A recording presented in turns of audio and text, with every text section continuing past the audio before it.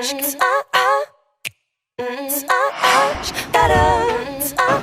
irabazi, ekainak behatzi.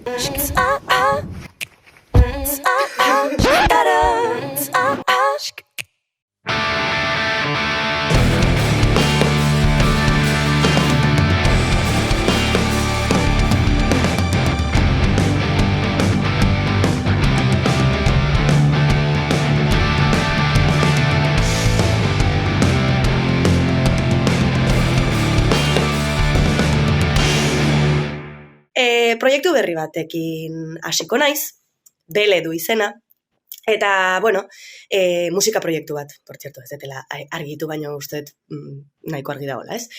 Urduri, oso urduri dago, gaurko gure gonbidatu izarra ez baitaki geldirik egoten, sorkuntzari bide ematen dio gau eta egun, 24 orduz, ez da inbesterako, baina Twitter kontuak 24 orduz eskaini dugu honezkero, Bele musika proiektu berria zer izango dutela, gaur gehiago jakingo dugu. Eta hoxe, ja iritsi da momentua gizarteratzeko, Bele proiektua, eta, ilusio handia daukat, zuei erakusteko, eta urduri ere bai banago, ze aldaketa handia da, eta, badakigu hemen munduan badaudela, eta espero deguna baino gertuago, buru nahiko karratua daukaten hainbat pertsona, eta, hoiei betiko beldurra diet, sistema patriarkal honek beti erakutsi didalako, zer pentsatuko duten horretan, gehiegi zentratzen, eta, hori ezin dut saiestu. Beraz, hoxe, asko ja luzatu gabe, Bele proiektua, hortxe dezue, emaiozue maitasuna, saiatu pixkate nere, ikuspegia ulertzen, espero dut gustoko izatea, oraindik ez dago ezer kalean, baina laister oso laister aterako dira gauzatxoak, eta hori, espero dut gustatzea. Wow, Lidia Hernando. Atzen olako aterrizajea Twitter bezalako sare sozial traizioneroan. Ja, ez dakit non sartu nahi zen egia esan, baino. Entzun duzue, Bele musika proiektu berria eskuartean duena eta aste honetan dagoeneko estreineko badakizue gaur egun bideoklipak dira, abesti bideoklip aurrerapenak, sare sozialetan oraindik ez duzuela harakatu, zeren zei zaudete, baina gaur telebista platoan zuekin Bele musikari buruz aritzeko tartea izango duguna. Aizue, nola egiten da musika beltzarena, ahotxe zuri alderantziz, txiste txarra, ez? Azteko eta behin, ez da? Ez da lehenengo aldia, ez? Bueno, ez dakit, ez dut inoiz pentsatu nola egiten da musika beltzaria esan. Osea, musika beltza deitzen zaio, baina gaur egun txuri askok abesten duten musika beltza. Azkenean, kontuan hartuta, azteko roka ere musika beltza dela, osea. Komunidade afroamerikarrak kulturalki eta musikalki eman diguna gaur egungo musikaren 80%. Black is beltza bakizue, Ferminek beti ez, halako visionario lan hori egiten duela, edo nola ere, akaso proiektu honek bat baina gehiago harrituko du, edo etzuen esperoko, ze esango dute, baina ez ala Lier taldeko abeslari, gidari, hau eta beste jarri gauzak bere tokian, mesedez? Zein da proiektu hau? Zurea propioa, zure guzta? Bai, bitunik horren inguruan, harritzearen inguruan, buelta asko eman dizkiotez, kaleratu aurretik, naiz eta nik ja argi nuen horrelako zerbait egin nahi nuela, baina hori, pentsatu nuen jendea harrituko zela, xokean edo, pixkat arraro eingo zitzaiola, baina gero pentsatu nuen, benetan Lier jarraitzen duenak eta Lierren nere profila ulertzen duenak ulertu behar du, hau. Osea, nik hasieratik manifestatu bet kontzertu guztietan, roka egiten dudala, baina niri musika beltza edo bluesa, soula eta Lierren abesti askok daukate kutsu hori. Ez dakit abestietan horietan edo nere kantaeran edo ez dakit, baina nabari da hori hortatik edaten dudala orduan. Bele proiektua sortu da azkenean behar batetik, ez? Garaia zelako nire bizitzan horrelako musikara itzultzeko. Izan ere, sarea berriz ere aipatzen dugu, baina arakatzen baldin baduzue, ikusiko duzue Lider Nandok bere ibilbidean ekoizpen ugari badituela, eta akaso ezagunena batzurentzako hori izango da, taldean, Liderren esperientzia, baina musika beltza aipatzen duen horretan, ez eta rockaren oinarria ere izan daitekeen, edo baden, izan du, orain arte, bueno, ikusi izan ditugu, aktuazioak ere, izan duzu baita ere bokal talde bat, ez dakit, hau zer datorkizu gaztetatik, haurtzarotik, honekin jaio zinen, hau nola dator, kontu hau nola dator. Ez dakit honekin jaio, honekin jaio, ez dakit. Baina, bueno, ni txikitatik abestu dut, etxean, eta abesten nituen estiloak bai ziren musika beltzetik edo souletik. Osea, nik etxean abesten nun Whitney Houston eta Aretha Franklin, eta Janis Joplin. Bueno, Janis Joplin txuria da, baina Janis Joplinek musika beltza abesten zuen. Orduan, hoiekin beti bueltaka, eta gero etorri zitzaidan rockarekiko zaletasuna. Gehiago, 20 urte nituela edo, hasi nintzenean ere abesti propioak sortzen eta banda bat osatzen. Nik uste inertziaz izan zela, garai hartan, 2014 inguruan edo, banda bat sortzera bazindoa zen, normalena Euskal Herrian garai hartan rock banda bat sortzea zelako, ez? Eta inertzia sortu zen, da inertzia horrek eraman gaitu gaur egun arte, eta rockean ni oso gustora egon naiz, baina egia da ez dela nire genero oinarrizkoena. Zer da musika beltza? Ziur bat baina gaiagok esango duela, bai, Whitney Houston ezaguna zait. Eta aipatu dituzu beste autore batzuk, akaso musika beltzarekin lotuko ez genituzkeenak, behintzat lehen kolpe horretan, musika beltzak ze inspirutu darama? Ze rebeldia ikutu? Galdera sakona da, tartea hartu arnasa. Eta... Eske musika beltza esan bezala oso zabala da, azkenean da, beltzak egiten duten musika, ez? Hola, oso modu oinarrizkoan esan da. Gehiago edo zehatzago esan da litzateke Estatu Batuetako komunitate afroamerikarrak sortu eta garatu duen musika. Gaur egun, potentzia kultural den heinean, ez komunitate afroamerikarra, baizik eta Estatu Batuak orokorrean, horrek mundu guztiari eragin dio, eta tartean, beraien bagajean zegoenez, musika afroamerikarra edo komunitate afroamerikarrak sortutako generoak eta hortik deribatutako guztia, gaur egun musika beltza esaten dugunean hola oso azkar, horri buruzari gera, eta dira bluesetik hasita, edo gospela, bluesa, soula, funka, horiek guztiak. Guztia azken batean nolabaiteko biziraupenarekin ere lotuta, ez? Pixka bat kultura berri baten sorkuntza, baina esklabutza egoera baten testu inguru latz batean, ez? Biziraupena bermatzeko musika, sorkuntza, ez? Askatasun hori behintzat, ez? Ahotsetik adirazi daitekeena? Bai, hala diote behintzat horrela sortu zela, ez? Gospela bezalako genero bat, azkenean, holako plantazio handitan zeuden esklabu afroamerikarrek, pixkate baditzeko eta beraien lana ahaztu ahal izateko eta zoriona nonbait bilatzeko abesten zutela eta beraien kasuan jainko bati abestu edo pixkat salvazioari abestu. Baina pixkat oso ikuspuntu hortatik, ez? Esklabuak gera eta ez dakago beste erremediorik hemen egon baino eta horrela ebaditzen gera abestuz. Musika beti da, transmisiorako tresna boteretsu bat. Gaur egun ere, esklabu gara, akaso baten batek esango digu, bai, sare sozialen esklabu gara. Ziurrenik, bai, izan daiteke, ez? Lehen aipatzen genuen Twitterren aterrizatu berri. Esklabu bagara, ze nola ikusten duzu, zagit momentua? Nik guztiz. Nik nire buruari buruz hitz egiten, esango nuke esklabu naizela. Oin arte ez dut inoiz behiratu zenbat ordu pasatzen ditudan nik egunean, ez? Tipiko esatutena mobilan behiratu zenbat ordu pasaituzun Instagramen. Ez de jakin nahi. Ez de jakin nahi.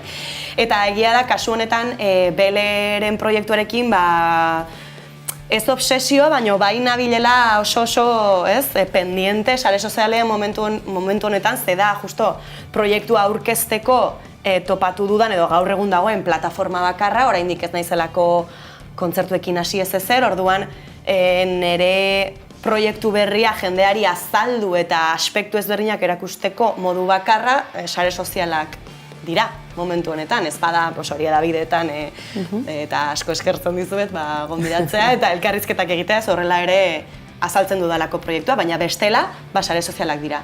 Eta orduan oso pendiente nabil, jendea jarraitzen duen, jarraitzaileak igotzen ari dira, ze ondo, eta gero Bueno, baina hori normala da, ezta? Gauza txarra berez ez da, egia da, eureka ere bilatzea gauza hauetan esperientziarekin etortzen dela. Edo nola ere, gaur egun musika ekoizteko, musikaz bizitzeko, bideo hori jorratzeko, sare sozialak eta batez ere plataforma digitalak beharrezkoak dira, garai bateko diskoak atzan geratu dira, ziur bat baina gehiago, etxean dituela, biniloak berriz ere modan jartzen ari dira, baina diskoak, CD-ak, bakoitzak akaso ukiko du bere kolekziotxoa, baina gaur egun Spotify, YouTube bera, eta bestelako sare sozialak, ziur naiz, zure proiektuaren berri, Twitter bidez izango zuela bat baina gehiago horren berri. Sare sozialetan ze nola ikusten duzu, ze puntutan dago musika ekoizpena? Osasuntsu dago, ez dakit, ze nola neurtuko zenuke? Hasi gaitezke, edo behintzat horretan kokatu genezak. Euskal Herriko musika ekoizpena nola ikusten duzu? Hor nun kokatzen duzu, bele musikaren jaiotza berri hau, erditze hau, beste hitz batzutan esan da. Esango nuke pandemiak aldaketa handia eragin duela musika nola ekoitzi horretan, ez? Eta ondorioz musika generoa ere, nik uste hortik aldatu dela baita ere horrek eragin da. Leno, eta hori ere galtzen ari zen jada, baina pandemiak eman dio guztizko nire ustez krisi bat horri, jendea lokaletan elkartzen zen, sortzeko, ez? Lokalea zindoa zen, da lokalean insonorizazioekin altzen un soinua, zarata atea, ez? Orduan zarata horretatik ateatzen zen musika zaratatxua, ere bai. Gaur egun pandemiak eraginda, eta beste hainbat faktorek eraginda bai, teknologiaren aurrerapenak eta bar, eta pixkat musika baliabideen demokratizazioa, beste gauza askoren demokratizazioa bezala, horrek eragindu edo nork bere logelan musika ekoitzea izatea, baina zure logelan ezin dezu zarata egin. Normalean ez bazea baserri batean bizi. Orduan sortu da horren ondorioz beste musika mota bat, pixkat alde batetik ez zain zaratatxua, pixkat monotonoagoa esango nuke baita ere, dinamika aldetik lauagoa dena, eta gero ere pixkat low-fira bidean, low-fia da pixkat kalidade gutxiagokoa, ze azken finean zuk zure etxean dituzun erremientekin sortzen duzun zerbait da, eta hori pixkat lehen lerrora ekarri da, low-fi hori edo soinu kalidade bajuagoko musika hori. Eta hori guztian nola ikusten duzuzuk? Paradigma aldaketa bat da, eta nik uste zerbait erakutsi badit esperientzia, ezakit musikan daramadan esperientziak da, datorren berri guztiari ez diozula hasieratik begitxarrez begiratu behar, ez? Osea, inertzia hori dalako, ez? Azkenean, inertzia beti da, aldaketen aurrean, oso reakzionarioa geha, eske oso. Saiatze geha ez izaten, baina geha, gustatzen zaigu dagona eta ekartzen didaten berri hau ze hostia da, ez? Orduan, nik ikasi dudana da, behintzat saiatzen naiz, muturra ez okertzen gauza, berriak entzuten ditudanean, eta saiatzen naiz zulertzen. Behin ja saiatuta gero, ez da zaizki gauza batzu gustatzen, nahi adibidez, bedroom pop deitzen dioten hori dela, logelan ekoitzitako kalidade bajuko soinuarekin egindako pop super buen roller hori, ez zait gustatzen. Saiatu naiz. Iruditu zait, esaldi horren bukaeran hori zetorrela. Ez zait gustatzen, baina behintzat saiatu naiz.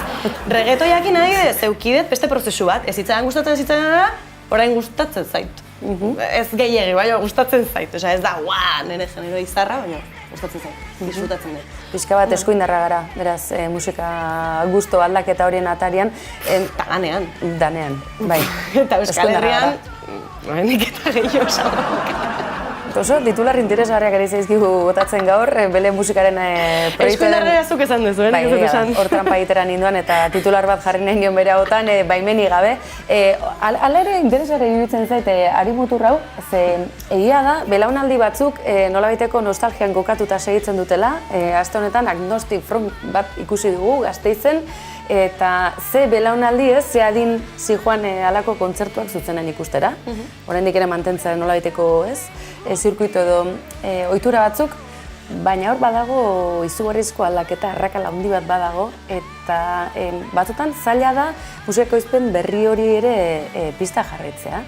Hau puntu interesgarria da. Edo nola ere, pixka bat euskal ekoizpenak, modu profesionalean ekoitzetako ekoizpenak, ze puntutan daude? Zainduta zaudete, zaindutara zaude, ikusten duzu aukera, musikaz bizitzeko, galdera neko sinpleak dirudite, baina atzean komplikazio handia dukatenak, ezta?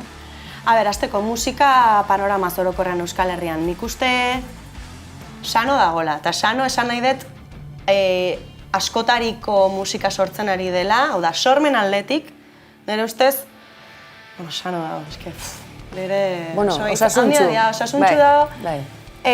Hala ere, hori paradigma aldaketak gertatzen ari dira, etengabe, eta badaude inertzia batzuk niri adibidez ez zaizkitenak asko gustatzen, adibidez euskararekiko nik uste galtzen ari dela pixka bat irmotasun hori adibidez lausoagoak era hizkuntza erabileran, eta orokorran ez du horren beste axola, ez, gaur egun hizkuntzak. Baina zer diozu, bestelako hizkuntzak erabiltzen direlako, edo eta euskara bera ere mix bat bilakatu delako, zer daukagu ezagit chill mafia bat, edo korronte horiek nahiko esan genezake underground hizkuntza manejatzen dutenak, hortik ikusten duzu esate baterako? Bai, bietatik, ez? Badaudelako gero eta talde gehiago, gazteleraz edo inglesez abestu dutenak, eta badagolako baita ere hizkuntza bera abestien barruan, uste dudalako ez dagoela horren zaindua, eta gainera ez zaintze horren aldarrikapena egiten dela, ez? Hau delako gaur egun kalean hitz egiten dena, eta bai, nik neuk ere dana euskainolez hitz egiten dut. Ni euskainolez bizi naiz.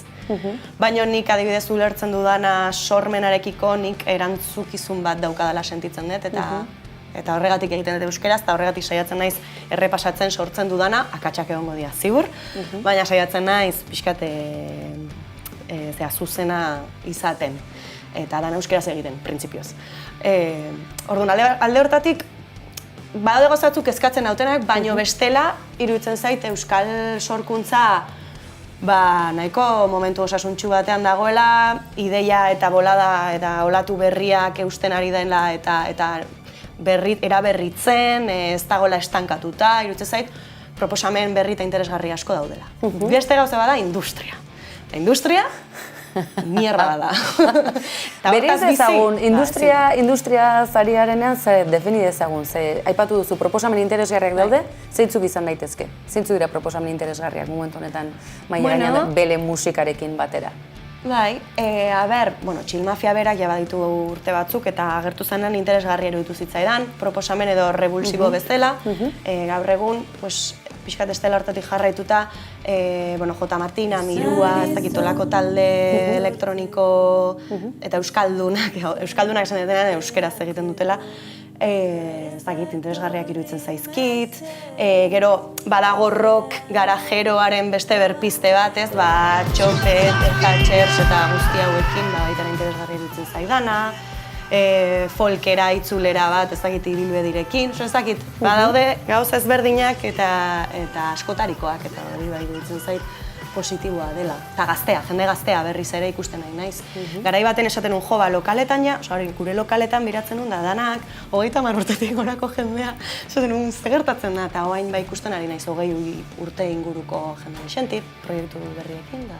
Industria mierda bat da, diozunean. Azaldu iguzu, garatu ezazu mesez.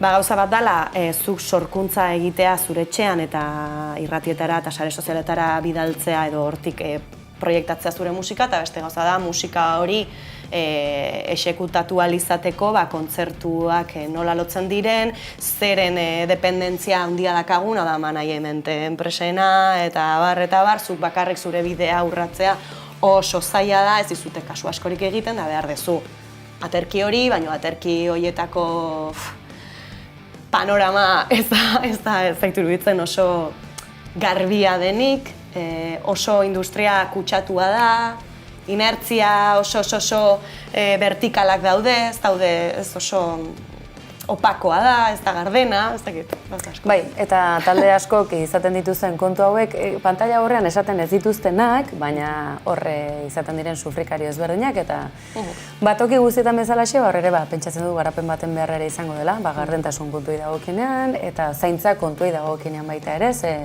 badirudi holtza gainean aritzen denak guztia abantailaz betea dagoela, eta ez da hola izaten, ez da? Ez guztiz, hala da. Bai, gaixorik egon da jo behar izatea, egun aldere bestuak, azken momentuko arazoak, edo hitzartu gabeko kontuak, horiek izaten dira. Edo nola ere, gaur, plato honetan dugun senyorak bere proiektua aurkeztu nahi digu, eta hori izango da pixka bat elkarrezketaren amaieran galdetu nahi dizuguna. Bele musika, zer da dakartzuna? Azaldu iguzu, jakin mina piztu jozu, hor bestaldean ikusten entzuten ari zaigunari. Ba, a ber, nik neuk ere ez dakit nola deskribatu. Ondo hasi gara. Bideo horretan, hasieran jarri zuten zatitxo horretan, bideo bat atera nuen pixkat, jendeari azaldu nahian zer zetorren, eta hala ere nik uste zaila egin zitzaidala azaltzea. Esan bezala, ni musika beltzetik nator, musika beltza esan nahian, bluesa, soula, funk, R&B, eta bar. Eta orduan, hasi nintzen ni, gertatu zena zen, kuarentenan, etxean geundenian, ni hasi nintzen, berez lierrerako izan zitezken musika edo melodia berriak sortzen. Eta sortzen zitzaidan guztia zen beste kutsu batekoa. Osea, ez zan rockeroa, zen oso R&B, ez dakit oso soula, lasaiagoa, pausatuagoa, ahotsaren giro gehiagorekin, ez oso amorratua, beste zerbait. Eta esan nuen jo, ni beste fase baten nago, eta honekin ez dut esan lierrutziko duanik, Ez, baina zure harima beltza esan dezagun, etxeratze garai horretan, elikatzen aritu zinen, behar hori senditzen zenuelako, ez? Bai. Orduan, utzi nuen pasatzen ze, gero liarrekin oso buru belarri bili ginen, da lanarekin, da beste bizitzako fronte guztiekin, eta aurten urtarrian jada banituen hainbat audio nota abesti desentekin, eta sanion lierreko gitarra joleari etxarri berak daukala soinu estudioa, estudioa. Eta esan nion, guazen geratzera eta hasiko gera abesti hauek lantzen, ze iruditzen zaizu, eta berak esan zian, benga, ados, apostu ingo dugu honegatik. Eta orduan hasi ginen pixkanaka abestiak sortzen, eta egia esateko, nahiko popurri handia sortu dugu. Osea, badago pop, hola, dantzagarri, tipo Michael Jacksonen pop, holako zehose, badago dancehola, badago R&B, oso musika, hori, 80-2000 urteko R&B, oso afroamerikarra, soula ere, oso dago. Denetik baino, danek daukatean mankomunean musika beltza dela. Eta gero ere, ekoizpenerako elementuak erabili ditugunean, ez tegula musika tradizional edo instrumentu tradizionaletara jo. Egin dugu pixkat mix bat.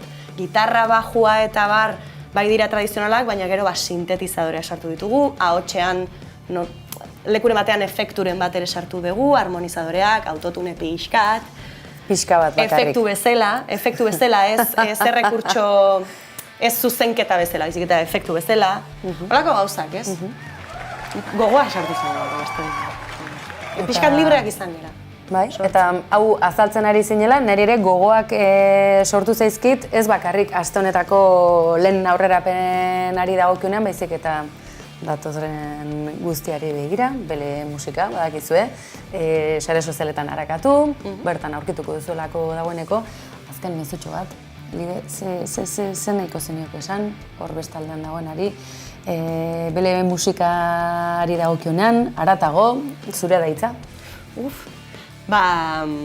Bueno, bideoan esan dudana baita ere, saiatzeko ulertzen nire pedrada, dala aldaketatxo bat dela, izango dela aldaketatxo bat, lier asko gustatzen bat zaizu, nik uste hau ere gustatuko zaizula, burua nahiko irekia balin badezu musika berrietara eta proposamen berrietara, nik uste ulertuko dezula, egin dudana, egin duguna, ze azkenean proiektuaren aurpegian ni naiz, baino jende asko dago atzetik, eta mimo handiz egin dugun lan bat da, benetan barrutik ateratako zerbait eta ez gaur egungo tendentzia jarraitu nahian, saiatu gera barrutik ateratzen zaigun hori egiten, eta, laizter aurreaxeo kontzertuak iritsiko direla, baina pazientzia ukitzeko, haindik abesti batzuk ateratzen jungo dela pixkanak. Eta hoxe? Ba, bele musika, aste honetako kolpez kolpeko izartxoa zainduko duguna eta jarripena emango duguna, noski baietz, eta horixe, zuekin bele musika.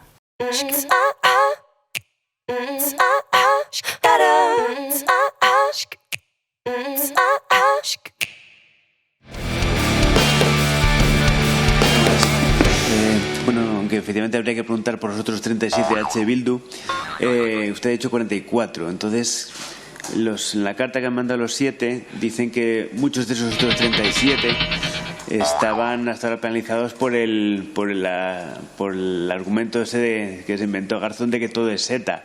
Entonces, como el PNV nunca compró la sinécdoque esa de que todo es ETA, quería preguntar si para usted los otros 37 tienen derecho a pertenecer a las listas o no. Gracias. Pregunta, por lo tanto no tengo más que decir.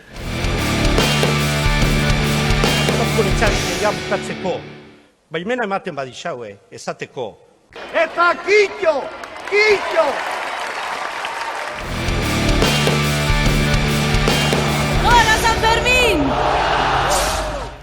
Partidain bat jokatzeke oraindik ere Gabon ikus-entzuleok, baina momentu duz jagoismoak bere tanto propioa markatu berri du, izan ere Osasunak jaurtiko du aurtengo txupina San Ferminetan. Bien bitartean baina Jaurlaritzan bestelako jokoa dagoela zalantzarik ez, armailak haserre bizian dauden ertzainez josiak ditu, Erkoreka jaunak baita Urkullu lehendakariak ere, ikusteke beraz Euskal Herria zeharkatzen duenean turra normaltasunez etorriko ote den, ala bestelako sorpresarik izango ote dugun. Bien bitartean, esan da bezala, partidak aurrera jokatzen du, argi ez dugu momentuz Gipuzkoan zein Araban zer gertatuko ote den, 15.000 botoko aldea du oraindik ere, Baiaren Iriartek eta Eusko Alderdi Jeltzaleak Eider Mendozaren hautagaizari eusten dio, PS-ren babesarekin zer egingo ote du Elkarrekin Podemosek. Alderdi Popularra momentuz kanpoan naiz eta Gipuzkoa kirolak eskuratzeko saiakera egin duen eta gustatu zaigu Koldo Martinez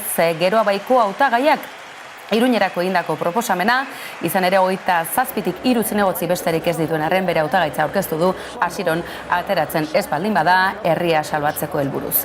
Momentuz baina partida hainbat batera jokatzen ditugun honetan eta turra gerturatzear den honetan ikusteke azken minutuetan zer nola jokatuko diren partida ezberdin hauek edo nola ere aizue hainbat kontu baditugu bestela ere ekartzeko gaur geurean izan ere Elordik txapela eraman du eta besteak beste zorionez Euskal Herria zuzenean bezalako festival batek berriz ere batuko ditu, mugaz bateko zein pentsakera hainbatetako Euskal Herritarrak gaztea gehienak noski baietz.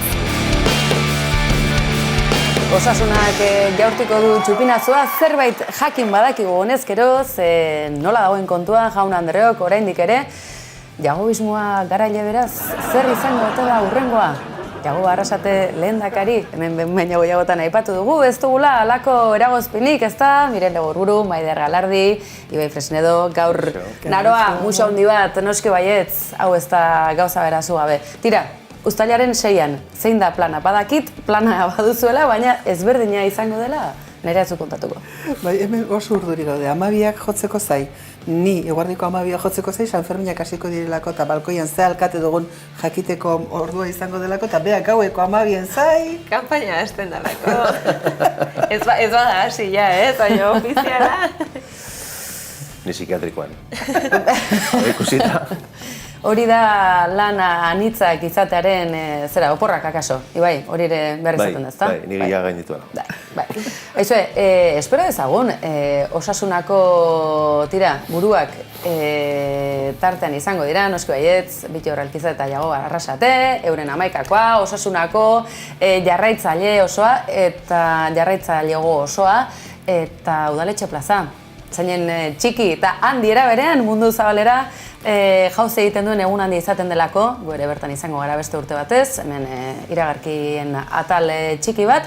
Espero dugu, Guardia Zibilak lagunduta, ez igo behar izatea, balkoira Osasunako jokalariak zen, bada, Sevillara joan ziren, baina itzultzerakoan noainen, ez dakit, trafiko kompetentzia galdu dutenetik, halako presentzia nabarmendu behar hori. La afición rojilla llegaba al aeropuerto de Noain, donde decenas de aficionados les esperaban para transmitirles su agradecimiento por el esfuerzo realizado. Ahí, Navarra Telebizionen enfokeare izango da, kaso, aizue, orain txantxak pixka bat alde batera utzita, San Ferminak, osasuna, ertzaintza, ene bada, baina ze turra alduko da, zer aipatu dugu San Ferminen hitzordu hori, baina lehen xeago, uztaileko lehen asteburuan Euskal Herria zuzenean, eta turra Euskal Herrian, Hemen kasoi bai, zu bestelako planik izango duzu?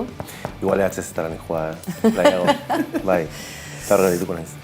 Bueno, nola ikusten duzue, hauzia, zegia da lehen aipatzen genuen, Armailak Aserberre bizian dauden ertzainez joseak dituztela, egunotan gainera, Urkulluk egindako adierazpenei erantzun diete, ustez, Jusapolen estiloko elkarte edo mugimendu izan daitezkenek, baina baita Erne bezalako sindikatuek badirudi Jaurlaritzak behintzat ez duela asmatu, edo behintzat batu egin dituela, orain arte batuta ez zeuden sektore ezberdinak, eta orain ertzen guztiak haserre dituztela. Bai, bazirudien, haserrea zela, hori ez, inon kokatzen ez den hainbat, polizi horrela solten haserre bat zela eta horrela, baina bere herrita emateko duen estilo horrekin lortu duena da, ertzainaren gehiengoa bat egitea eta protesteaetan bat egitea, ez? Orduan berriz ere gaizki kudeatu dutenaren seinalea bada, baina gero ez dezagun ahaztu, ez? Osea, txakurra duzunean, zure txakurrak aldamenekoari koska egiten dionean, edo zaunga egiten dionean, saiatzen zera beti esaten, gaur urduri dago, bueno, ez, garrantziak entzen, zuri koska egite izunean aldatu egiten da. Bueno, oraingoan olako zerbait gertatu ote den. Ados? Bestelako? Ni saiatuko naiz baretzen eta... Uste temirenea adibideak, bai, zur eta lurrutzi gaituela, edo nola ere, aipatzen genuen turrarena bada mehatxu zuzen bat, batetik ikusi ditu gainera editorial ezberdinak, ezta? El Correok, Deiak, Naizek berak, Naizek aipatzen zuen akordio politiko zabal baten beharra badagoela, krisi hau nolabait bere onera ekartzeko eta polizia ereduari nolabaiteko adostasun edo berme demokratikoak ezartzeko. El Correok lan gatazkari ere ematen zion olako tartea. Deiak ez dakite guera salbatu nahiko zuen. Deia igual ez da produzitzen greban daudelako, ez jakintzazu, baina nik hor hainbat esan txiringitoa erortzen dela... Bai, gaur kolpez kolpe izena justifikatuta dago, hemen aizkora zorroztuta etorri zaizkiguta.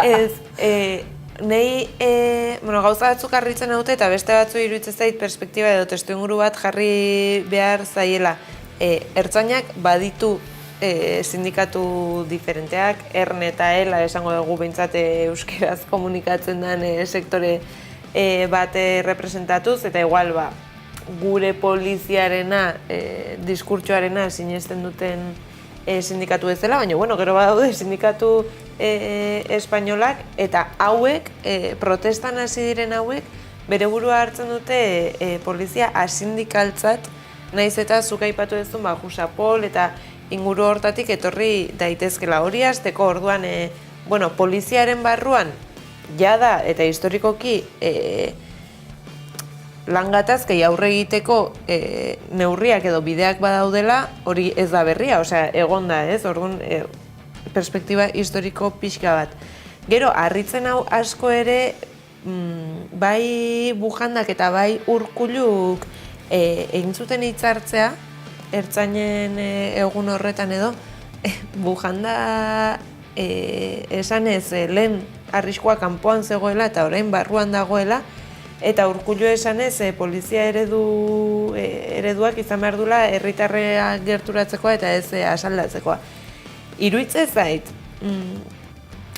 azkenean ertzaintza polizia da eta gorputz armatu bat da, esan eta biolentziaren legitimitatea duen instituzio bat da, ez da, legitimitate esan legala.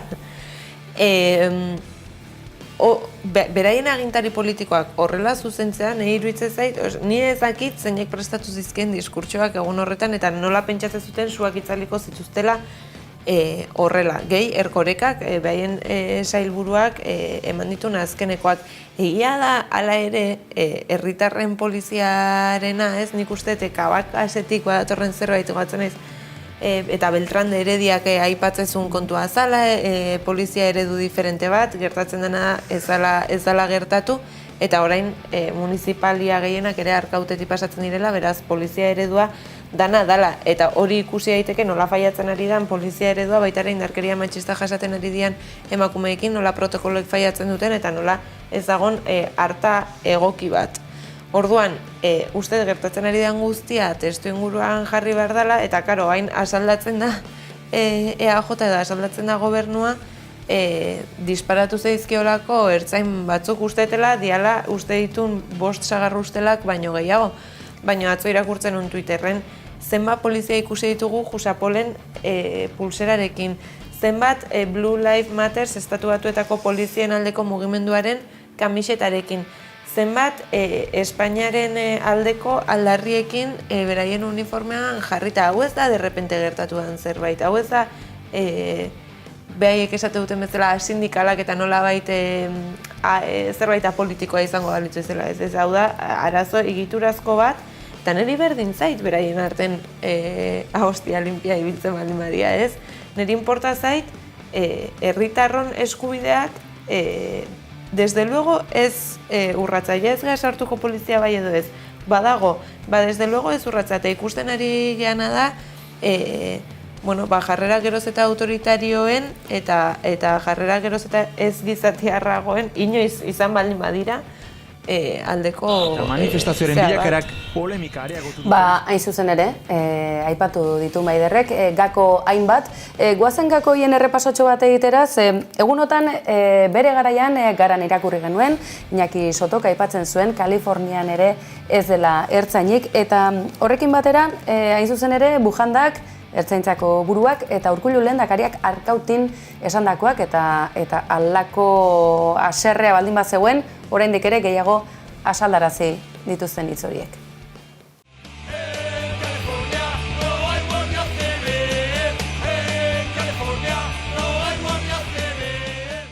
Hasita datoz azken asteetan ertzaintzan, agenteek egunotan egindako protestek giroa erabat gaiztotu dute Arkautin. Eta lehendakariak protestok zuzenean aipatu ezpaditu ere, zorrotz hitz egin du gaur egun ertzain izatearen esentziaz. Ertzaina izatearen arrazoiak aldatu aldira, ertzaina izatearen sentimenduak, baloreak aldatu aldira, ertzaintzaren zentzua aldatu ote da. Errespetua, konpromisoa eta profesionaltasuna eskatu die behin eta berriz agenteei. Konpromisoa, profesionaltasuna eta errespetua. Hauek betetzen ez badira ertzaintzak, nekez beteko du euskal gizarteak ezarri dion zeregina, bere segurtasuna bermatzea.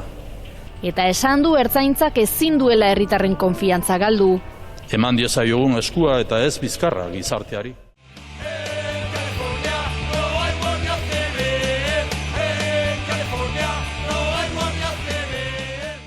Ikusten duzue, satxarik ezaiela falta.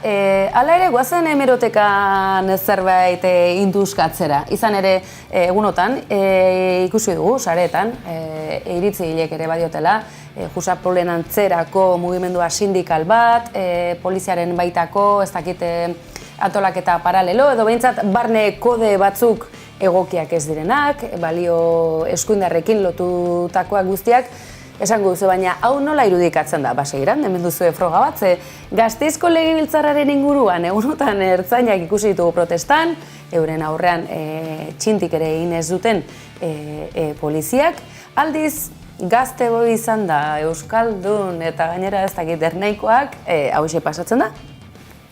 Lasai, lasai, lasai.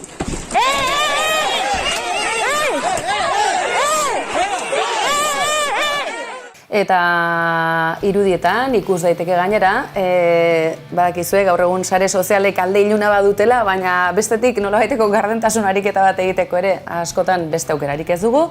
Eskumuturrari gertutik begiratu ezkero, hor argi eta garbi ikusten zen, Jusapolen ikurra zeramala.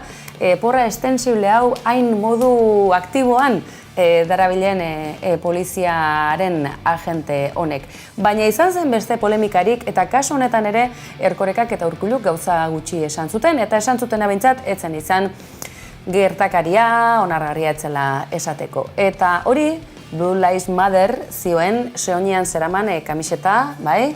ETV-ko baserria saioan gertatu zen hau, eta zenbatetan irakurri ditugun sare sozialetan ez didate utzi, programa honetan publiko bezala parte hartzen, edota kamiseta aldatu arazi didate, mezurik ez, eta hau zer izango ote da, Primarkeko marka berria ez dugu uste, eta ikusten duzue, eskuin muturarekin lotutako polizia mugimendu estatu batuarraren izpiritua zeraman agente honek, euskaraz hitz egiten zuen, espentsa, eta honez gero kontu hauek agerian geratzen ari zirela. Aizue, hau ez da atzoko kontua ez da. Hemen baten batek, akaso gobernu ezberdinak izan dira, Eusko Alderdi Jeltzalea, ere egondu da, eta arte labur batez, baina egondu zen, Ares sailburu ere izan zen. Tira, hemen aktore ezberdinak baditugu, eta ibilbide honen ondorio bada, momentu honetan, promozio berriak, ez dakitera, deskontrolatuta dagoela dirudi, eta etxeratze garaian uste dut guztiok akaso begibistan izan genuela, etxetik mugitu ezin da geundelako, eta momentu batzutan, gerra giroa ere nolabait zabaldu zen, batez ere hiriguneetan, zenolako desproportzioak eta zenolako jarrera arroak ikusi genituen, uste dut horretan, ados egon gaitezkela guztiak ez dagoela zalantzan derik. Bai, nik ala ere, azpimarra txiki bat, esate egunean polizia eredu berria eta ulertzen dut zen horabidetan, eta batez ere ikusita zer dakagon, baina lehen aipatu detena, osea, hau ulertu behar da, beste testu inguru bat eman da, ez dia gauza anekdotikoak, ez da derrepente talde hau sortu dela, baizik eta nik ustet azaltzen saiatu nahi zen bezala bat tendentzia bat badala. Hala ere, azpimarra polizia. Bueno, gaurkoz onaino gai honi dagoikenean mintzat, ze azken galdera bat. Orduan turrarekin ze demotre pasako da. Bolondrez bila dabiltza, akaso izena ematen hasi beharko dugu, zuhiltzaileen beharra daukagu, hori ez da plantxarra, esan nahi dut, grebarako eskubidea aitortu behar bazaie egin dezatela, eta akaso euskaldunak gara, turraren ardura hartu behar dugunak, eta ondo egingo nuke. Nik uste dut, miren, nire burua ikusten dut hor bide gurutze batean, esan nahi dut, badaukagu ez da, badakigu gozak antolatzen, ni nire burua ikusten dut, egia da EHZ-etan izango dela bai, baina, bueno, EHZ-etara ez di joan populazioa, ez da, txanda batzu. Egia da, herri honek erakutsi duela, zerbait motibatzen duenean antolatzen badakiela, eta borondatezko lana egiteko, auzo lana egiteko prest dagoela. Nik ez dakit ni aurkeztuko naizen, ertzaina batek, greba egiten duelako ertzaina bat ordezkatzen. Ez dakit gehiegi motibatzen nauen, baina gogorra da, haien lan eskubideen alde greba egiteko eskubidea dutela onartuta ere, ikusita haiek nola oldartzen diran beste batzuek eskubide hori aldarrikatzen dutenean nola erantzuten duten, eurek eurena sakratu bezala jotzea.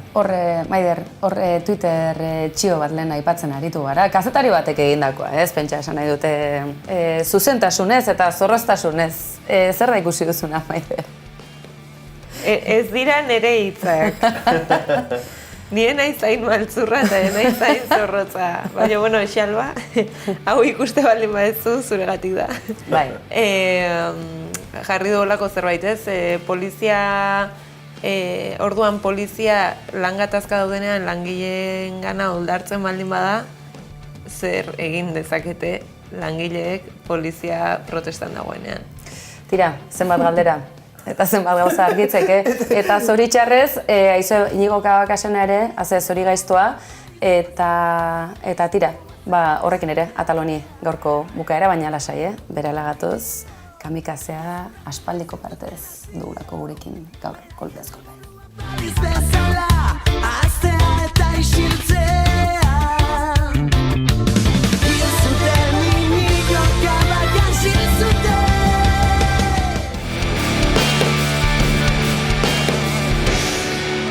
Horregatu dizugu, aspaldiko partez kamikazea bueltan dugula, Ibai Fresnedorekin batera. Zer izango ote da? Gaurkoan ekarri diguna. No time to waste my time, I'ma make them wait. I'm a pancake bitch, but I take the cake. I'm gooey in the middle, baby, let me bake. Elle misait qu'on trouve qu'à Paris. gambettes sans mer, sans un pli. Faudrait tourner au son des canettes, dont les poivreaux se remplissent la tête, ou bien virevolter jusqu'à l'accordéon qui nous joue cette belle chanson. Bai, bueltan naiz, kamikazeak asko maite ditut, bereziki gaurkoa, ezaguna dudalako, Gaizka Txamizu mendikote, aktorea, akrobaziak ite ditu, eta irakaslea da ere bai, behintzat hori ikasi zuen pedagogia, eta bar, elkarrizketa luzea izan dugu, baina nik galdetu dio eta prekaritate horretara zeba egin duen salto, hezkuntzatik, hori da importantera hemen, aurrean. Kaixo, Oli, edertamente. Jakin badakit, berez pedagogia lizentziatua eta hezkuntza berezian diplomatua zarela. Hortaz irakaslea, baina klaunare bazara eta aktoreari bai. Tal cual. Formakuntzan hasi nintzen unibertsitate garaian, menengoen magisteritz ikasten Donostin, eta bertan klaun ikastaro bat egin nuen, urte osokoa tal, eta ez dakit maite bendu nintzen, arte disziplina honegaz. Egia da, txiki-txikitatik, ikastola garaitik, asko gozatu zen zaidala antzerkia, dantza, oso antzerri izan ez beti, baina lan formakuntza bezala sekula ez zebez. Eta hori, uni garaian izan zen hori, egin nuen Kriston Pina gainera, tipiko, antzerki taldea, Pina, magia, eta amaitu nuenean pedagogia, gero hori jarretu nuen tarteka ikastaro txikak egiten, ella pedagogia amaitu eta behin goi mailako formakuntzak esango dugu amaitu nituenean, jarretu nuen permiso hori Granadara joateko kasunetan eta pailazo eskola batean eman nuen urte osoa. Eta ja bueltatu nintzen, eta hasi nintzen, saiatu nintzen, lan hau profesionalizatzen hasten. Hemendik Euskal Herritik ez dago klaun eskolarik? Jo, seguro egon dagoela, nire garai horretan zegoelunan ezer oso bazioen ikastaroak, bilatu zen ezaken zerbait, baina hori betire ikastaro trinkoagoak, ez egoen eskola bat. Gaur egun badago karrera bat ere bai, aztezen ikuen karrerak, PV-koa. Klauna ez, antzerkia eta dantzan, baina momentu horretan, ez nik behintzen nuen ezer topatu. Gaur egun bai, bakite bat dutzela klaun laborategiak badaudela, urte osokoak ere bai, teatro gestuala botatzen duena gehiago, baina, ez dagoen aukeran diri, ena zorren zarra,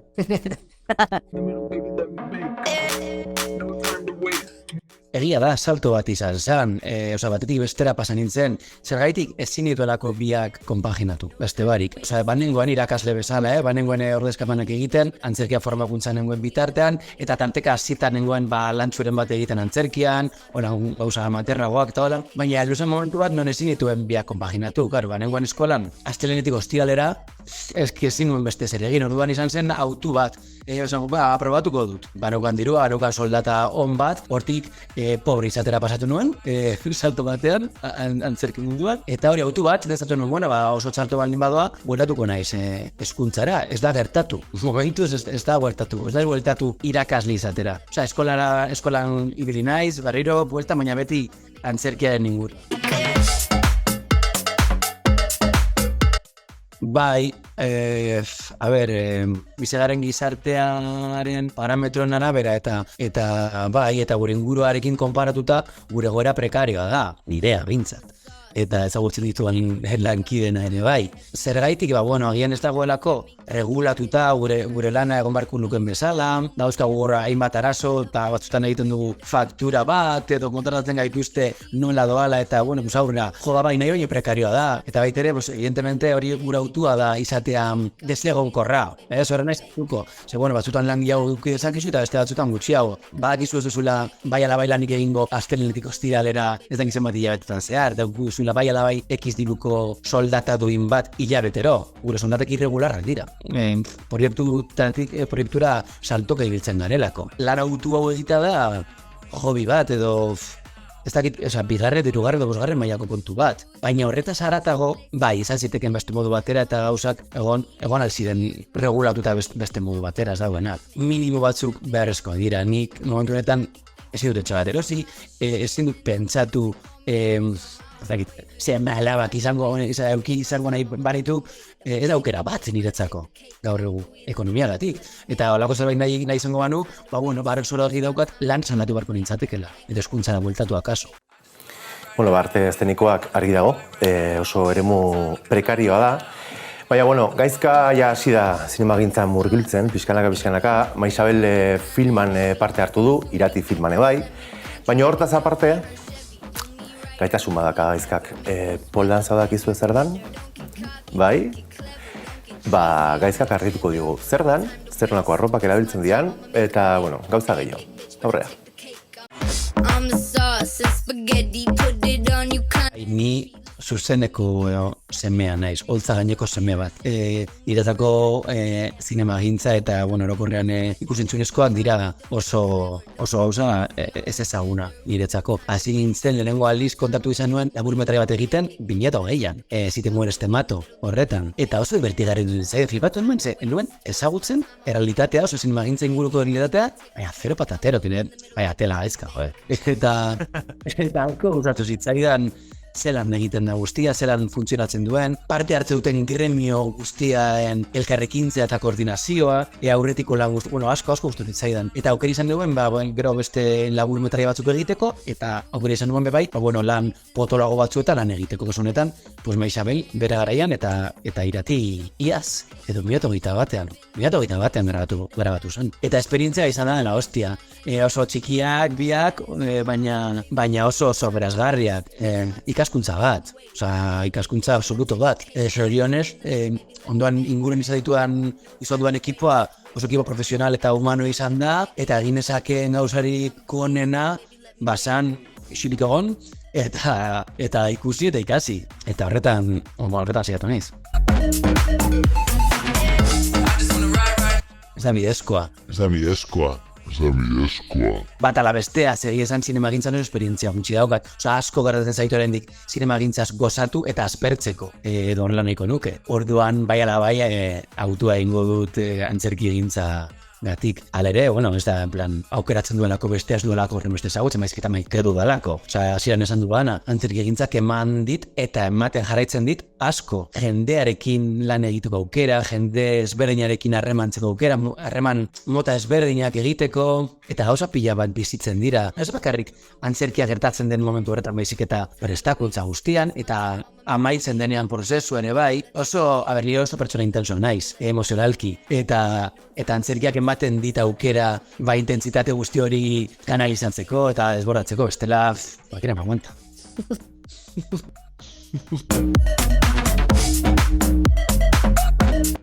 Esan dudan bezala oso pertsona mugitu naiz, eta klauna antrebatzen hasi nintzenean, akrobazien mundua kastora karri ninduen, hau izan zen, bendala, espaldi.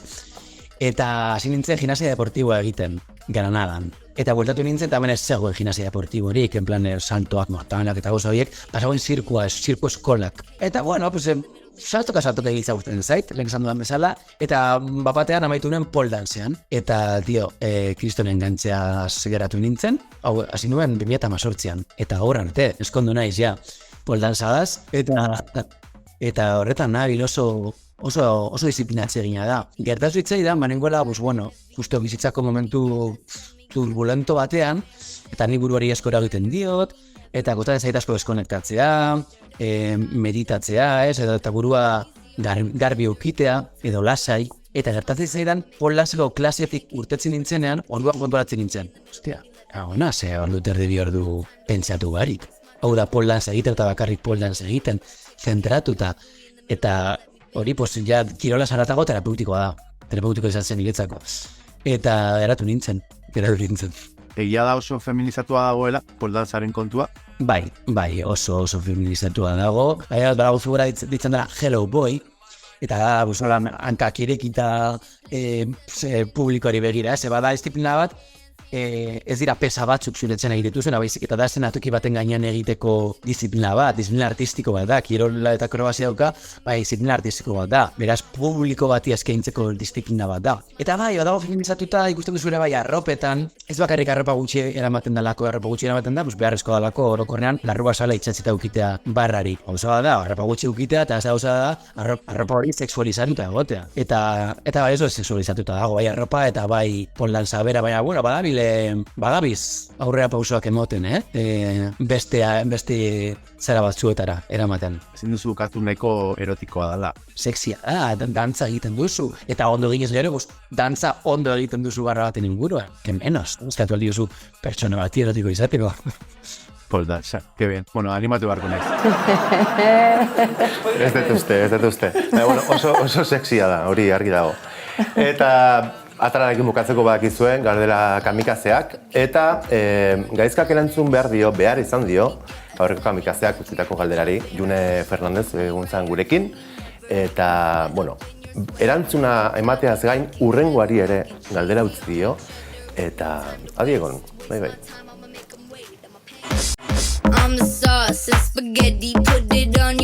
Prest? Bai, prest. Zeitak egin guztokuzun, soinua edo hotxa. Asko gustatzen zait oihartzuna bat, edo zer gauzaren oihartzuna.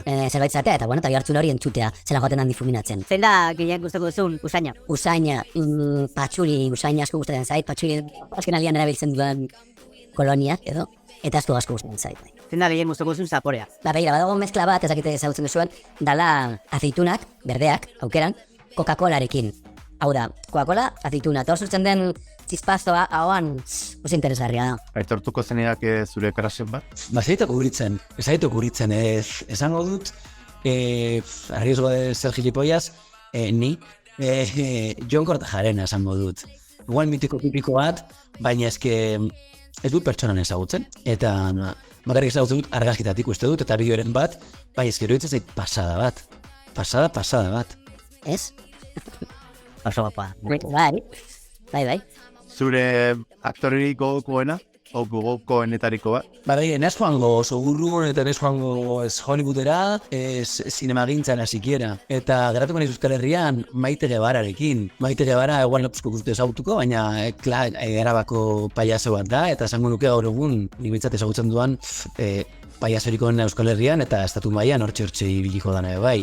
Eta ez badozu inoiz ikusi, sonagarria da. Lasai egoteko zure txokorik gogokoena? Nire etxeko sofan nago oso lasai, nire musikitarekin, akaso gartza dut intenso, eta hor bai lasai honeiteke. Esango nizuke ondartzan, esango nizuke mendian, baina esan asko zen erosoago nago etxean.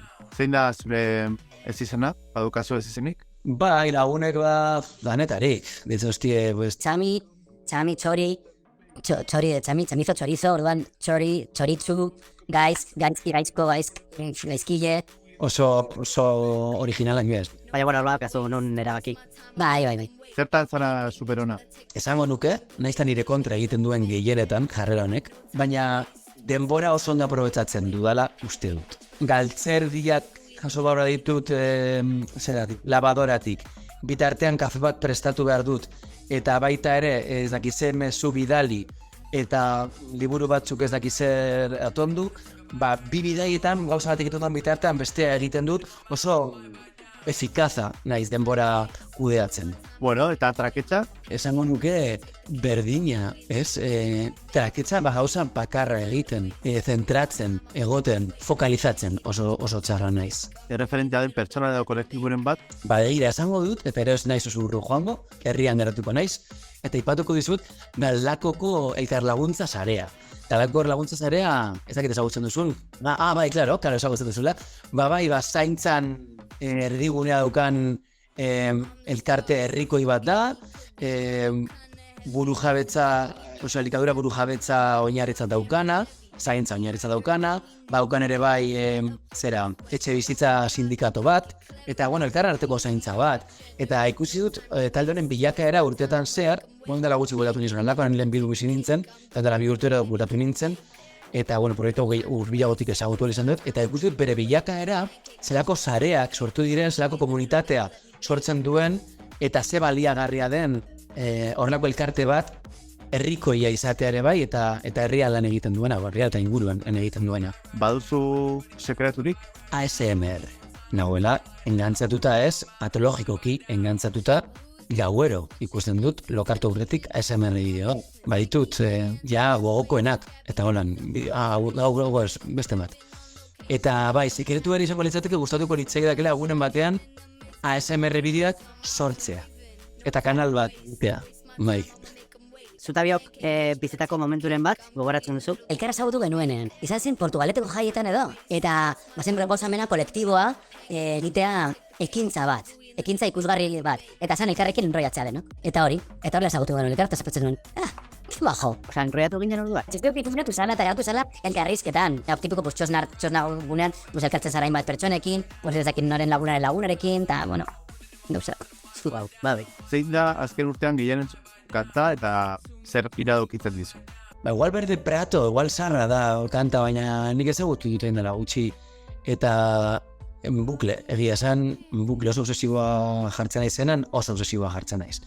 Eta Berde Pratoren neskaren kantak badauka ez dakit zer bat, ze, bueno, bukle entzun behar izan dut. Goizean, gauean, erlajatzeko, paran urtetzeko, ez dakit.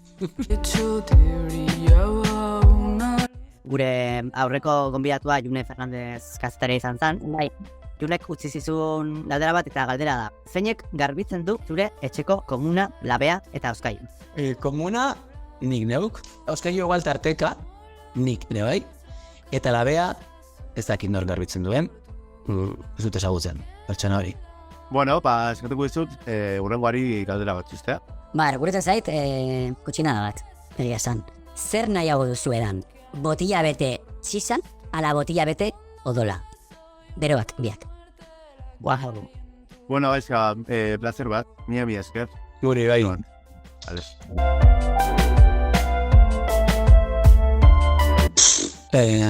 Joe, tío, fuat.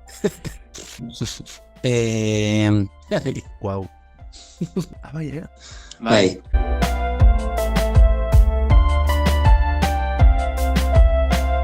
No time to waste my time, I'ma make them wait. I'm a pancake bitch, but I take the cake. I'm gooey in the middle, baby, let me bake.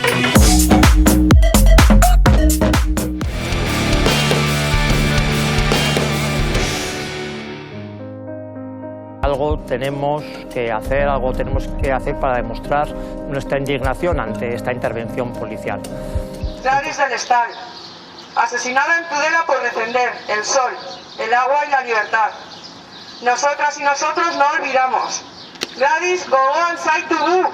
Gladys, gogoan zaitu du! Informatikari gaztea zen, Donostiako Egia Auzokoa, eta oraindik ere, Egia Auzoko parkeari ez diote izen aldatu, Kristina Enea izaten segitzen badu ere, urtero Gladysen sartzen zaio, baina Gladysenean bakarrik ez, Twitteran ere oroitzen dute Gladys del Estal, 44 urte bete baitira, Guardia Zibilak bertan ere hil zuenetik, eta ordutik urtero gogoratu duten arren kondekoratzera ere iritsi ziren ere hil zuen polizia, eta prozeduran zehar arma kendu zion ere esatera iritsi zen polizia. Tira, donolare, Twitteran asteburu honetan entzun diegu bertan elkartutako ekologistei Gladys del Estal bertan, martxa hartan izateko arrazoiak inoiz baino gaurkoagoak direla, akaso ez diote gaurko gaiak izateari utzi, baina pilpilan dauden kontuak, gerrate nuklear baten mehatxua batetik, edota krisi klimatikoa baita uraren krisia bera ere.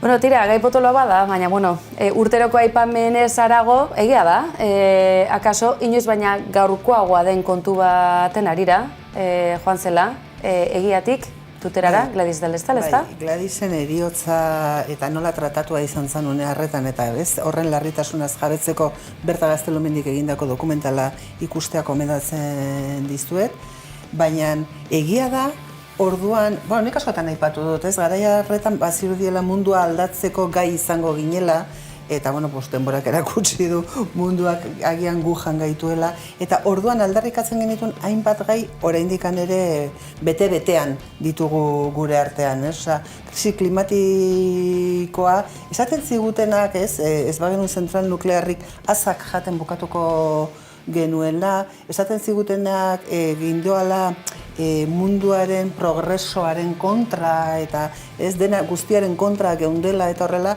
iritsi gera diskurso mailan onartu behar izatea abiadura horretan ezin dugula gehiago aurrera egin, baina funtzean ez dute ezer aldatu nahi eta aldatu beharra dago. Planeta honek, gizakiak munduak bizirik jarraituko baldin badu, gauzak beste modu batera egin behar dira, eta Gladysek hori egin nahi zuen. Bardeetako tiro poligona erabiltzen jarraitzen dute, argi indarra euren esku izaten jarraitzen du, norbanakoak sortu beharrean konsumitu behar duen hori, gaizki planteatuta dago orokorrean gure sistema, bizitzeko sistema eta gauzak oinarretik aldatu beharra dago oraindik ere. Bai, edonola ere, filma orain gutxi ezaguna egin da, ezta? Guztiari uko egitera iritsiko den gizarte baten atarian ere bagaudela, ezta? Egunotan irakurri ahal izan dugu, nola zenbait adituk edo zientzialariek mai gainean jartzen badute ere, munduaren akaberara iristeko DEFCON 2, DEFCON 3 ez dakite nola neurtu, baina hortxe gaudela, eta gaur bertan entzun genezaken, ezta? Bai, baina horiek lortu nahi duten bakarra da, enplegua suntsitu, industriak itxi, eta iPhonea erabiltzeko mineralak Afrikatik ateratzari gutxi, ezta? Bueno, akaso irtenbidearen parte bat hori izango da, baina lehentasuna, besteak beste, planeta bera ez leherraraztea edo erabat idorra. Ze krisi klimatikoaz ari garenean, akaso esan genezake giza espeziaren krisiaz ari garela, ezta? Ziurrenik mikrobiologiak bere bidea segituko duelako, baina gu eta gure bansak garelako desagertuko garenak, edo? Bai, ni lehenbizi ez erresan aurretikan, iruditu zait, ez dakit justizia poetikoa edo denborazko kasualidade anekdotiko bat, aste honetan bertan ez, Gladys de Lestalen 44. Hil zuteneko 44. urte hurrena izan da, eta justo aste honetan ere bada ingurumenaren nazioarteko eguna, eta gainera ezagutu dugu Gladys orka, ez, Gibraltarreko zehargune horretan dauden jate eta belaontziak atakatzen ditun orka bat da, ez? Eta bihurtu da pixkat ikono ekologista bat, Gladys orka, iruditu zait oso adierazgarria edo, kasualidade oso polit bat. Protesta baketsuak ez duelako esan nahi eserita ezerrein gabe egon beharra dagoenik derrigorrez, ezta? Hori alde batera utzita egia da ekologismoa edo behintzat klima larrialdiaren aurkako mugimendua gazteen artean geroz eta lehen aukeretakoa dela, ez, mobilizatzen hasteko, eta horrek esan nahi du segurazki garai baten edo progreso garai batean egon etzan ikusmira bat badagola, ez?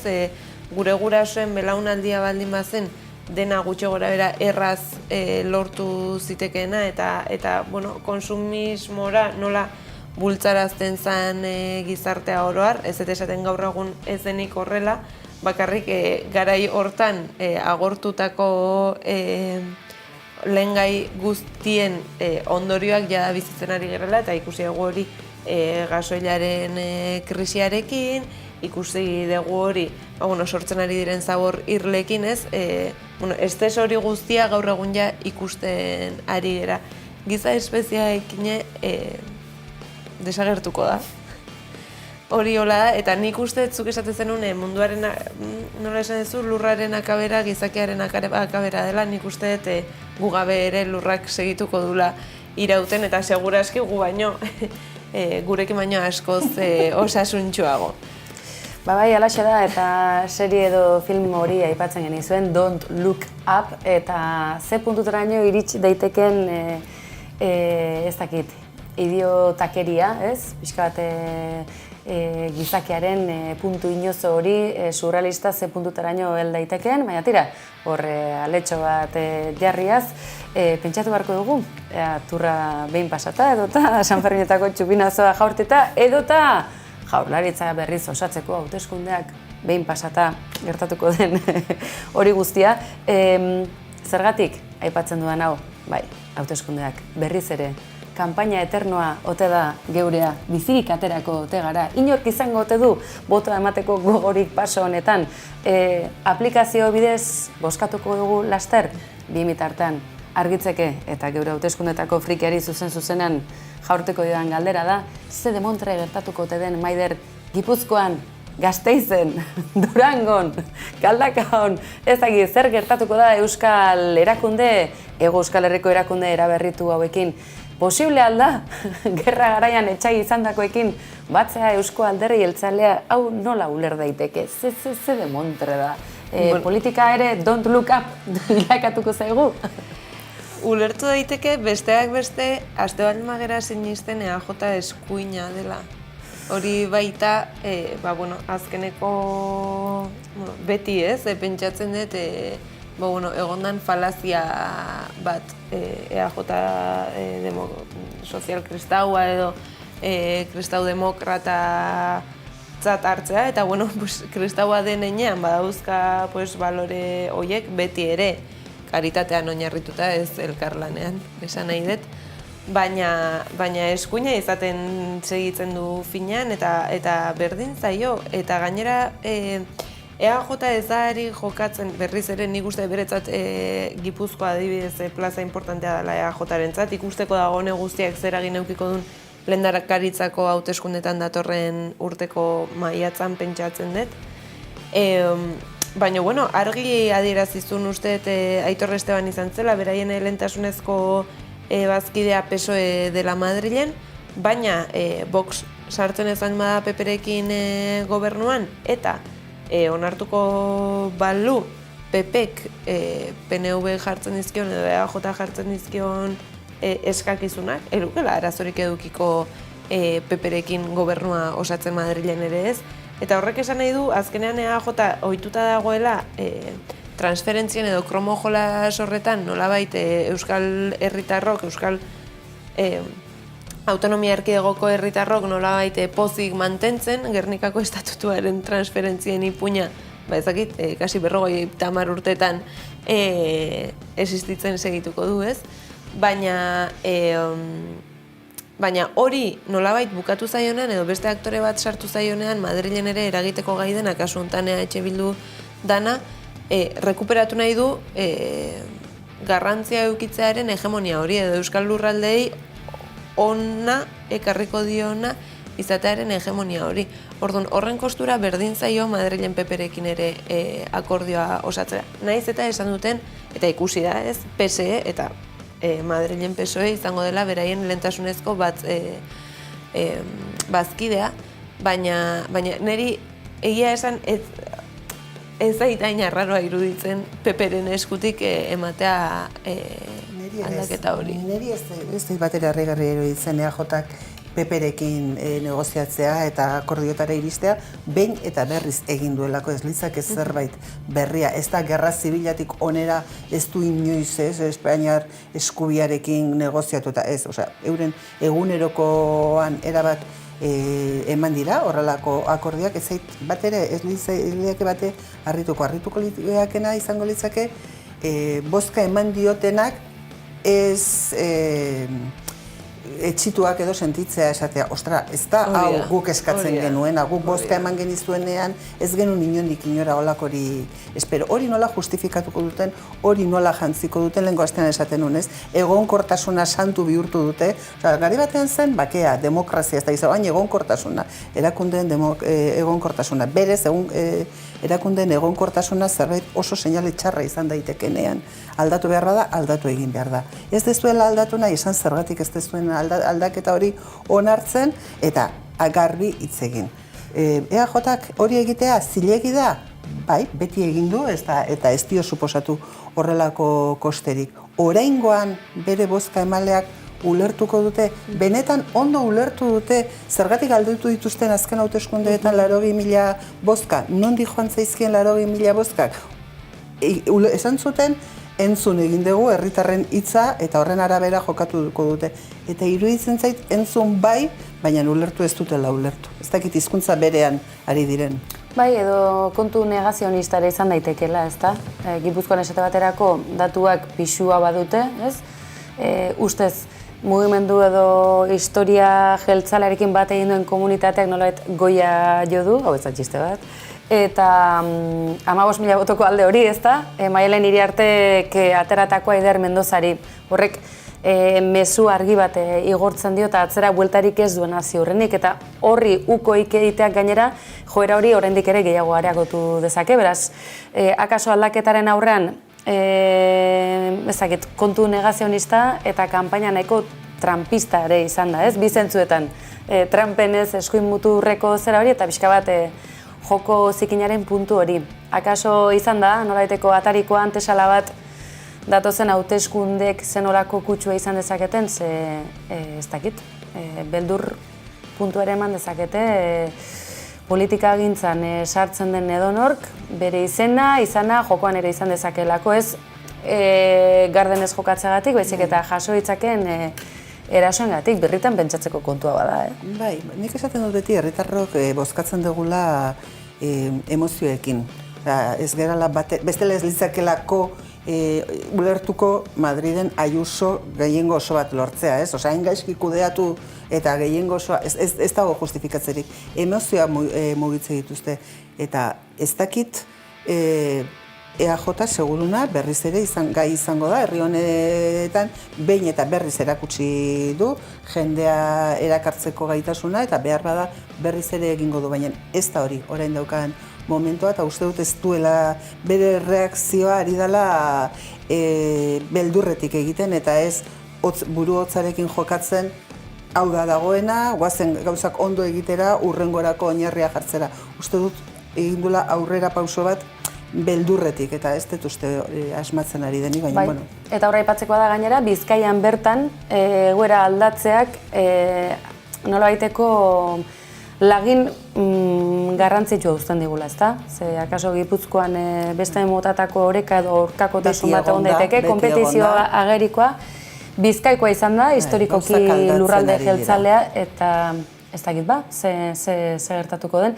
Edo nola ere, ertzaintzaren auzia, turrarena, baina hezkuntza legea, osakidetza, badaude gehiagore izan daitezken auzi estrategikoak eta ez dakit nola ikusten duzuen, nola etorreko diren, zeia da beldurretik jokatzeak ere badituela ondorio batzuk. Ez dakite kudeaketan, gestioan Urkulluk zer izango duen buruan, berriz ere aurkeztuko duen bere burua, zeia da. Berriz ere hauteskundeak etorrita, logikoenare izango litzateke, ez? Berriz ere ganbera guztiak berrituko baditugu, berritu dezagun baita Gasteizkoa ere. Bueno, berez, teorian ez da asko gelditzen ere, datorren urteko uztailean izan berko liatezke, eta maiatzan dira Europakoak, beraz, pentsatzekoa da biak batera izango diala, hau da urte bete edo, geratzen dela asko jota Eusko Legebiltzar berria hautatzeko. Hala ere uste dute EAJak baukala egiturazko, edo konturatu dela egiturazko arazo bat daukala, diskurtsoan, ezakit ikusi beharko dituzte metadatuak, baina nork ematen duen botoa errezago EAJari, nork beste alderdi batzuk hobesten ditun, uste dute hor kanpaina hauteskunden ostean eman dituzten titular utxal edo arrokeria asko ieteatik aratago ni sinistuta nago EAJ urte askotako alderdi bat dela, segura eski baliabide asko dituen alderdi bat dela eta baten bat naiz eta publikoan esaten ez duten baten bat egongo dela barruan pentsatzen hau nola gertatu den, eta gero kudeaketaren asuntoa hori Gipuzkoan, Donostian edo 2011an EH Bildu gobernatzera iritsi zen hainbat tokitan dakiten bezala, kudeatzen duenari gertatzen zaio, ez? Eta batzuetan hanka sartzen zu eta beste batzuetan ez. Gertatzen dena da, orain arte uste zala edo saltzen zala, EAJ zala gestore honena eta berari ez zitzaizkiola gertatzen halako hanka sartzeak edo bintzat berale mazain zen bitartean ondo zijoala kontua. Baina, aipatu dituzun hainbat arrazoiengatik agerian gelditu da, desgaste hori ere EAJara iritsi dela, ez? Kudeatzaile onaren mitoa pixkanaka hausten ari dela, orduan hor abagune berri bat ireki da, ikusiko dugu zenbat eragiten dion PPrekin alkatetza batzuk lortzea, ikusiko dugu nola eragiten dion horrek ere Espainiako hauteskundeetan eta EAJ gai den bere gainbehera frenatzeko Legebiltzarreko hauteskundeak baino lehen zen ikusteet bere lehentasunetako bat orain hori izango dela. Hemen ikerketa kazetaritza gehiago beharko genuke eta horretarako baliabide gehiago, baina baliabideak nondik datu zen ikusita, beste nomaitetik akaso etorri beharko. Tira, guzti honekin zer aitatu nahi nuen. Trumpi buruz ari garenean, Twitterren jabean orden ze korporazio mota, ze nolako enpresa mota aritzen diren, ze konsultaria, aholkularitza. Hau guztia Sabin etxean bakarrik hitz egingo ote dute, ala bestelako esku hartzerik izango ote da. Jakina baita, gaur egun homologatutako alderdiek baituzela, baliabide ezberdinak eta akaso horretan ere gehiago jakitea ere izango litzateke pista iturri. Tira, aizue, hauteskunde kontuak nolabait gaurkoz behintzat finikitatzearen ze honek segituko gaitu, aipatzen genuen ez da, espeziala izterrea gortzekoa dela, tira, nik uste dut hauteskunde kanpaina batean desagertuko dela giza espeziea, Kiniela, bota, mesedez, bueno, ze demontra gertatuko da, Gipuzkoan, esaten dute, oraindik ere pixka bat olako zera dagoelako, Pepe onartuko aldute gobernuan Podemosek alde egingo ote du, eta Aider Mendoza azkenik atera, ze demontra gertatuko Hondarribiako alardean, miren, eta txupinazoaz haratago, Asiron alkate, bintzate lehen kolpe batean, txibite ze joko da biltira. Bota lerroboru batzuk, ze hemen erantzunak behar ditugu, mesez, erantzun batzuk, zerbait zehatza. Tamalez, Nafarroari gobernuari dagokionez erabakiak beti Madriden hartu dira. Eta oraingoan ere badirudi Madriden hartuko direla. Eta ez dutela ulertu Nafarrek nahiagoko lutekela Asiron alkate izatea. Madriden hartzen dira erabakiak, oraingoan tamalez alartuko dira, beraz, txupinazoan ikusteko, zein egongo dan balkoian, ez dut uste Asiron izango denek. Asiron ez, baina igual Koldo Martinez bai, eta geroa bai ez da... Desagertuko. Eta geroa bai ez da zerbait inbentzio bat, geroa baien EAJ badago, eta beraz, nik uste dut orain Koldo Martinezen figuraren kromo horrekin, zerbait egongo dela jokatzeko ere Euskal Autonomia erkidegoan, orduan nire apostua da, azken unera arte benetan itxaron beharko dugula. Ezagolako igual dena uste duguna bezain. Ideiak saltzen dizkigu. Ze ideia eta ze por. Eta ez egan ez dira ideia saldu. Saldu, eufoniak, horixe bai importantea dela. Eufonia da azken batean, hizkuntza batean, zentzuten dan ondo eta kakofonia zentzuten dan gaizki. Ideiak etiketak diranean. Oso horreiz pasatzen naiz alde batetik bestean. Ideiak baldin badira benetan geure barruan mamitutako zerbait. Orduan ez da horren erreiz pasatze bat bestean. Era bat ezberdina da. Eta kantetan eta gauza guztia beten igualtxo. Bueno, azteko eta behin, nabarmendu beharra dago, Peter Ansorenari elkarrezketa egin eta txistulari bandatzen ez jartzea. Detaile bat izan dela, eta ikusten duzu basilikak badula bere estetika propioa, eta tira, niri bintzat jakimina sartu zaite, Peter Ansorenaren elkarrezketa hau osorik entzuteko, baina aurrerapenean, hauxe da ekarri digutena, batetik eufonia, eta ideiak nola transmititu, aurrak aipatzen ditu, besteak beste, baina nola transmititzen edo zenolako eredentzia uzten diogun gizartari, eta bestetik kakofonia. Alegia, akaso, sare sozialak, kanpaina ezberdinen burrumbak, zerbait ona ateratzen dugu guzti hontatik, ze badirudi gaizki esaka, kritika, liskarra, enfrentamenduan, izu baino gehiago edo gutxiago, aspiratu nauzu, botera harremanak, zaintza gutxi, tira, Kanpaina honetan oso argi ikusi da, ez? Soinua ateratzen saiatu dira inondik inora, ideiak ez agerian uzteko, ez? Kakofonia bat egon da, ez dutelako nahi herritarrek hausnartzea benetan inportazitzaien gauzari buruz. Nahi ibiltzen zait Peter Ansorena badula adina bat, nahi duena esateko, eta maskarari gabe, sodur gorri gabe, txisturik gabe, uste dut izan daitekela pertsona bat, ikusi dugula maskara ezberdinekin eta bera ezagutzeko aukera polita. Tira, bukaera honetan, galdetu nahi nizuen, lehenera aipatu dugu, dakigu bai Fresnedo ziurrenik EHZ-etan izango dela. Aizue, EHZ-ak badauka balio bat, kaso honetan eufoniarekin lotura izan dezakena, ezta? Badu gaitasuna ez muga bateko zein bestekoak batzekoa, baizik eta bestelako mugak gainditzeko aukera ematen duen espazio bat, ez bakarrik Coca-Colaren marka ez dugula ikusiko, baizik eta bestelako markak ere nolabait kanpo uzten dira, eta espazio aske bat, irisarrin, ez pentsa, jende ez da bilutxik elkartzen edo denekin enroiatzen galakako festa horietan bezala, edo bai, edo bai, akaso berrikuntzaren bat izango eta, bai, era oso interesarria. Baina niretzako EHZ-aren esperientzia, badaka biluztasunarekin zerikusia eta da ondorengoa. Junginan, udaleku ibiltari batzuetan 15 urte genitula, eta lehenbiziko parada zen EHZ 3 egun. Barkatu hori ze udalekutan zen, nola galdu genuen? Lasarteko... Gure garaietan zen. Lasarteko, ezakite Euskal Udalekoa, jakunek antolatzen zituen, Euskara Elkarteak antolatzen zituen udaleku ibiltariak, eta hasi genuen... Somotoko laguntza berberatzeukan, ez da? Hasi genuen, hasi genuen eletan, zan garai hortan, eta bukatu genuen Elizondon, izan zen tremendo. Eta lehenbiziko 3 egunak pasa genituen aneletan, zea lanak egiten, voluntario lanak egiten, ez? Eta tokatzen zegoen komuna garbitza eta bar. Eta 15 urterekin ere lehenbiziko esperientzia, gero beste toki batzuetan egon da, eta gainera oain, beste gogoeta batzu daude horren gainean eta hola, baina lehenengo aldia dutxa mistoak zeudena, gaina gogoratzen naiz, toldo gigante batean urtxorrota diferenteak eta denok biluzik berdin du nolakoa zen zure gorputza, izan zen 15 urterekin, konstienteki esan nahet, 15 urterekin EHZ-etan. Eta guretzat izan zen, nik ustet, markatu gaitun esperientzia bat. Udaleko horiek eta momentu hori zehazki eta esan nahet, onerako eragin digun esperientzia bat.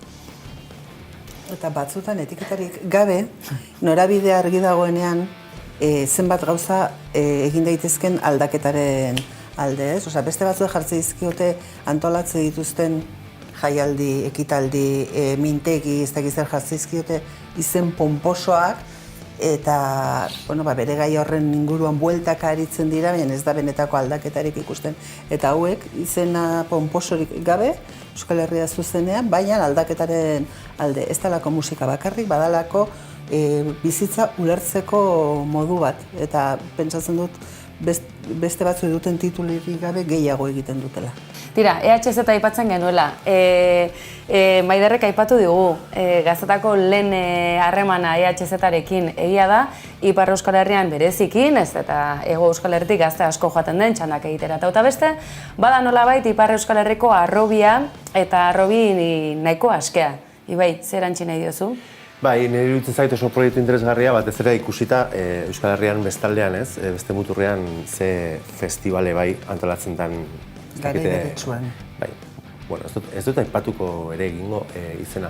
Nik lan egin dut, EHZ-etan, batez ere, indarkeria matxistari, ez, edo, horren prebentzioaren lanketarekin lotuta gizonekin eta kriston jarrera dago, kriston balioak eta bada borroka aurrera emateko modu bat, baina beste zantzu batekin, ez? Eta hori interesgarria. Ze beti borroka moldeak eta olako proiektuak beti nolabait hegoaldeko ikuspegi horretatik ikusteko eta irakurtzeko eta praktikan jartzeko aukera eta ohitura daukagu, baina iparraldean bai badago.